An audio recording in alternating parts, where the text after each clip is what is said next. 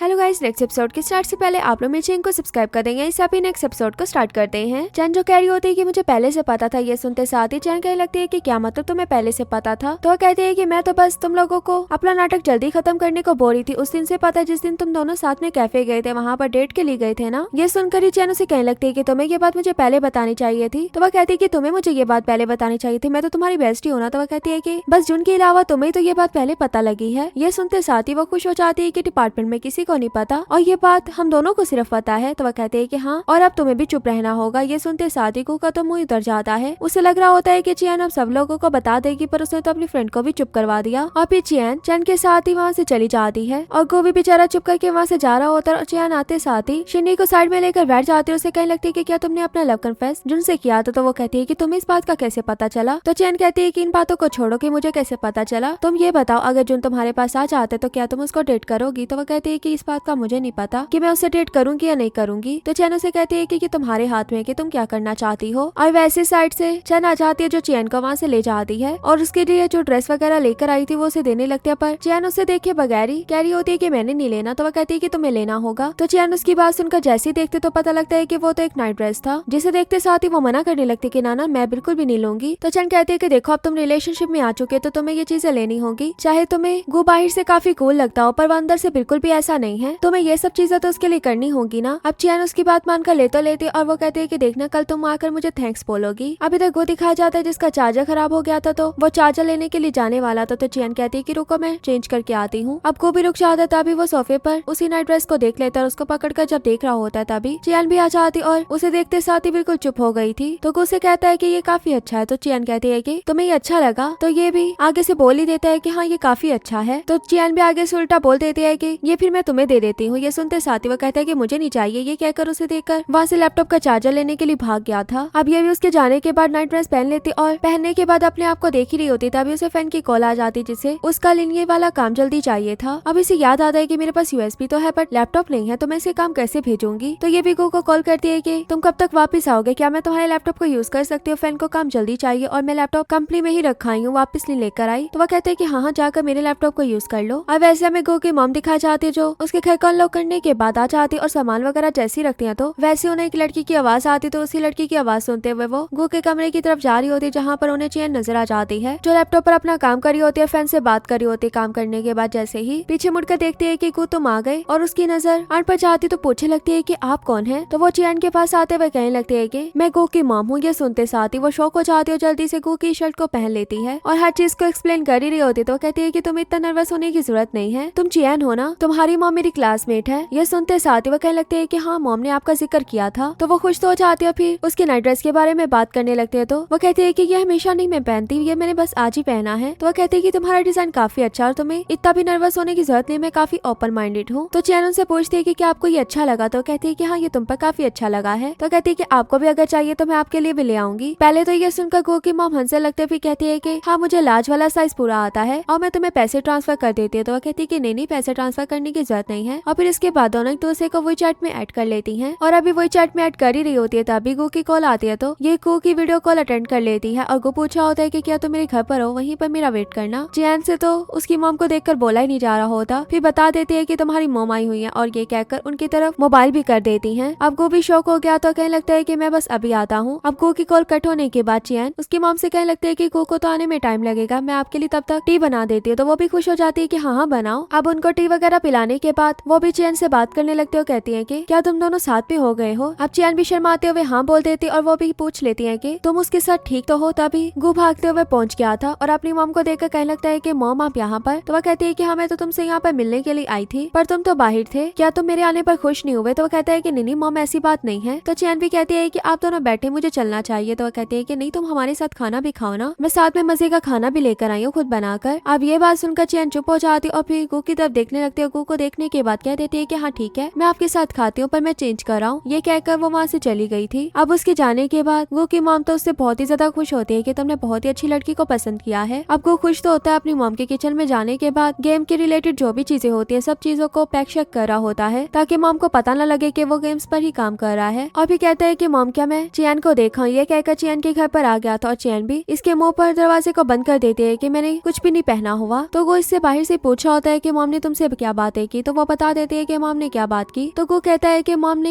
ये तो नहीं पूछा कि तुम कहाँ पर काम करती है। तो वो कहती है कि नहीं पूछा। तो गो कहता है कि अगर मॉम पूछे तो तुमने यही बताना है कि IT डिपार्टमेंट में काम करते हैं हम दोनों। अब चैन भी उसके साथ देने के लिए तैयार हो जाती है। अब दोनों जैसे घर पर पहुंचते तो उन्हें मॉम नजर नहीं आती। तो पता लगता है कि वो तो गू के रूम में पहुंची हुई थी, जहाँ पर पहुंचकर उन्हें गेम्स के बारे में पता लग गया था और वो गू से काफी गुस्सा होती है। गू अपनी मॉम को समझाने की ट्राई भी कर रहा होता है, पर उसकी मॉम समझने को तैयार नहीं थी और कहने लगती है कि मैंने तुम्हें मना किया था ना इस चीज के लिए। तो वो कहता है कि मुझे पता है मैंने आपसे झूठ बोला है, पर डैड। तो कहती है कि डैड का तो नाम भी ना लो। ये कहकर जब जाने लगती है तो गू उन्हें दोबारा से दरवाजे के सामने से रोक लेता है। तो वह कहती है कि तुम्हारे पास सिर्फ 2 ही ऑप्शन है, या तो तुम्हें रिजाइन करना होगा या तुम मेरे बेटे नहीं हो। गू आगे से कुछ भी नहीं बोलता और वो वहाँ से चुप करके चली जाती है। उनके जाने के बाद भी गू बिल्कुल चुप होता है। तो चियन उसको इस तरह देखकर उसके हाथ को पकड़ कर कहती है कि वो माँ गुस्सा होकर चली गई, पर उनका गुस्सा थोड़ा टाइम में ठंडा हो जाएगा। जैसे वो ठीक होंगी तो तुम उनसे दोबारा सॉरी कर लेना, देखना वो तुम्हें माफ कर देंगी। और हमें नेक्स्ट दिखा जाता है कि शिन्ये ऑफिस में आती है तो जुनबी उसे आते हुए देख रहा होता है। वो सोचता है कि मुझे उसके पास जाना चाहिए। वैसे शिन्ये के साथ कोई टकरा कर एलिवेटर में जाने लगता है तो उसके हाथ में जो चीज होती है वो गिरने वाली होती है। तो जल्दी से जाकर जुन उस चीज को पकड़ लेता है और कहने लगता है कि क्या आज तुम अपने टर्टल को भी साथ ले आई हो। तो वो कहती है कि हाँ, इसकी तबीयत मुझे थोड़ी ठीक नहीं लग रही थी तो मैंने सोचा कि मुझे इसे अपने साथ लेकर जाना चाहिए। पूरा दिन घर पर रहेगा तो और बीमार ना हो जाए और इसका मेरे काम पर जरा भी असर नहीं पड़ेगा। जबकि जुन ने तो उसे कुछ बोला भी नहीं था और ये कहकर वो लिफ्ट में चली जाती है और जुन बस उसे देख रहा होता है, उस लिफ्ट में नहीं जाता। अब ऑफिस में लेकर जैसे ही टर्टल को पहुंचती तो सभी लोग उसके बारे में बात कर रहे होते हैं, उसको देख रहे होते हैं, पूछे होते हैं कि क्या हुआ, तुम इसको अपने साथ क्यों ले आई हो। तो वो बताती है कि ये मेरे साथ तब से है जब से चियान मैं तुम्हारे घर से गई थी। मेरा कोई भी दोस्त नहीं था तो मैं इसके साथ ही बातें किया करती थी और इसकी तबीयत थोड़ी खराब है तो इसीलिए मैं इसको अपने साथ ले। उसकी सारी बातों को जुन भी सुन रहा होता है, जिससे उसे पता लगता है कि टर्टल को स्किन इन्फेक्शन है। तो ये पता लगते साथ ही वो अपने ऑफिस में पहुंच जाता है, उसके बारे में सर्च वगैरह करता है। तो वैसे ही बाहर आकर दूसरे कुलीग को रोक देता है कि तुम्हें इसको हाथ लगाने की जरूरत नहीं, इसको और भी जम्स लग जाएंगे। सभी लोग जिनको देख रहे होते हैं कि इसे क्या हो गया। तो कहता है कि इसे सनलाइट की जरूरत है और तुम इसकी सनलाइट ब्लॉक कर रहे हो। ये कहकर शिन्ये से कहता है कि तुम्हें इसको सनलाइट में रखना चाहिए, खुद ब खुद इसके सारे जम्स वगैरह मर जाएंगे। पर चियन उसका ये वाला बिहेवियर देखकर कहने लगते है कि शिन्ये तुम्हें इसकी बात मानने की जरूरत नहीं है, ये तुम्हारा टर्टल है, इसका टर्टल नहीं है। तो वह कहता है कि मुझे पता है ना, मैंने बचपन से टर्टल को रखा है। ये सब तो वो झूठ बोल रहा था और शिन्ये से कहता है कि तुम्हें मेरी बात माननी होगी। आगे से शिन्ये भी कहने लगती है कि आपकी तो मीटिंग होने वाली है ना, मैंने आपको फाइल भेजी थी वो आपने पढ़ ली। तो वह कहता है कि अभी जाकर मैं रीड आउट करता हूँ। ये कहकर अपने ऑफिस में वापस चला गया था और सभी लोग बात करने लगते हैं कि जिनके बिहेवियर को क्या हो गया है। तो शिन्ये भी कहती है कि मुझे भी नहीं पता। और इधर हमें स्टीला दिखाई जाती है जिसके पास एक पर्सन आया हुआ था, वो यूनिट 9 के बारे में बात कर रहा होता। तो वहीं पर गो भी फाइल देने के लिए आ गया था स्टीला को। तो वो गो को जाने नहीं देता और कहता है कि तुम अच्छे टाइम पर आए हो, अभी हम यूनिट 9 के बारे में बात कर रहे थे। तो गो भी पूछने लगता है कि क्या बात कर रहे थे। तो वो ये कहता है कि तुम्हें गेम को प्री सेल पर लगा देना चाहिए क्योंकि कंपनी ने तुम्हारी गेम पर बहुत ज्यादा इन्वेस्ट कर दिया है। अभी तक तुम्हें गेम के पैसे वापस भी करने चाहिए थे पर तुमने 1 रुपया भी नहीं कमाया। ये सुनकर वो फौरन से मना कर देता है कि मैं ये काम नहीं करने वाला। और जो बातें करता है गो, उसके बाद तो स्टीला भी कहती है कि हाँ, गो बिल्कुल ठीक कह रहा है, जैसे गेम बन जाएगी वो तब एक साथ ही लॉन्च होगी, उससे पहले कुछ भी करने की जरूरत नहीं है। ये सुनकर ही वो गुस्सा होकर वहाँ से जाने लगता है कि तुम्हें अकेले अपनी मर्जी चलाने की जरूरत नहीं है, इन्वेस्टर्स की तो बात सुननी चाहिए ना। पर गो तो उनके जाने के बाद भी परेशान होता है। उधर शिन्ये दिखाई जाती है जिसको मेडिसिन के लिए कॉल आई होती है कि आपकी मेडिसिन आ गई। तो वो कहती है कि मैंने तो मेडिसिन ऑर्डर नहीं करवाई। तो जुन भी उसकी बातें सुन रहा होता है क्योंकि उसी ने उसके पेट के लिए मेडिसिन ऑर्डर करवाई थी। तो ये भी मेडिसिन लेने के लिए चली जाती और फिर शिन्ये दिखाई जाती है जब सभी लोग चले जाते हैं वो तब भी प्रिंटर पर काम लगी होती है, पर प्रिंटर में एक पेपर फंस गया था जिसकी वजह से वो काम नहीं कर पा रही होती। तो जुन उसकी हेल्प करने के लिए आ जाता है बट उसको देखकर फिर से वैसे ही नर्वस हो रहा होता है। तो यहाँ पर शिन्ये भी उसे क्लियर कर देती है कि पहले मेरे दिल में तुम्हारे लिए फीलिंग्स थी पर ऐसा कुछ भी नहीं है, अब आप सिर्फ मेरे सुपीरियर हो। ये बात सुनकर वो कहता है कि मेरा ये मतलब नहीं था, मैं ये कह रहा था कि अगर हम दोनों को साथ में अकेले में इस टाइम पर देख लिया किसी ने तो वो क्या समझेगा। तो वो कहती है कि डरने की क्या बात है जब हमारे दरमियान कुछ ऐसा है ही नहीं। अब ये बात सुनकर जुन उसकी हेल्प करवाने लग जाता है। इसी में दोनों के हाथ एक दूसरे को टच हो रहे होते हैं। इसके बाद दोनों एक दूसरे को देख ही रहे होते तभी बाहर से वे की आवाज आती। तो वे की आवाज सुनते साथ ही वो वहाँ की लाइट्स ऑफ कर देता और साथ में शिन्ये के बैठ जाता है छुपकर। अब वे ने तो इन दोनों को देख लिया तो ये दोनों भी वे को देखने लगते हैं और यहीं पर हमारा ये पार्ट भी एंड हो जाता है। वीडियो अच्छी लगे तो वीडियो को लाइक करना।